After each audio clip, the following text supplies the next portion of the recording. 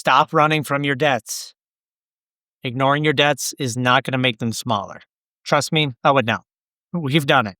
We ended up having to pay off $147,000 of consumer debt.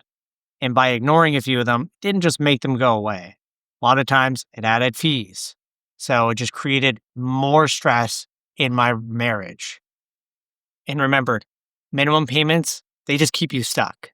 That's not how you're actually going to become financially free, is just by paying the minimum payments. Hope is not a strategy. The strategy is a clear plan on how to fix it. So debt right now is a stress in your life. And the only way to get rid of it is to actually have a clear plan. So more income is not going to be the absolute solver of your problem.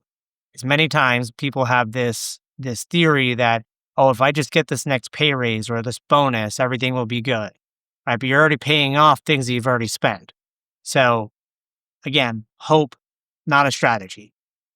The real strategy is having a clear plan, right? And that clear plan comes from you listing your debts out from smallest to largest and attacking them as aggressively as you possibly can.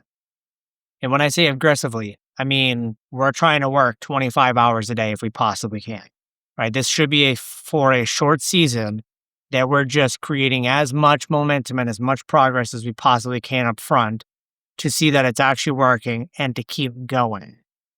Now, you're going to make those payments every single month without fail and without emotion. It's just going to be, progress after progress. And then you actually need to track it to make sure you're making that progress.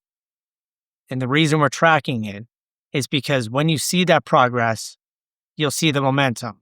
And then the momentum itself kills the fear of, I'm never going to be able to get out of this.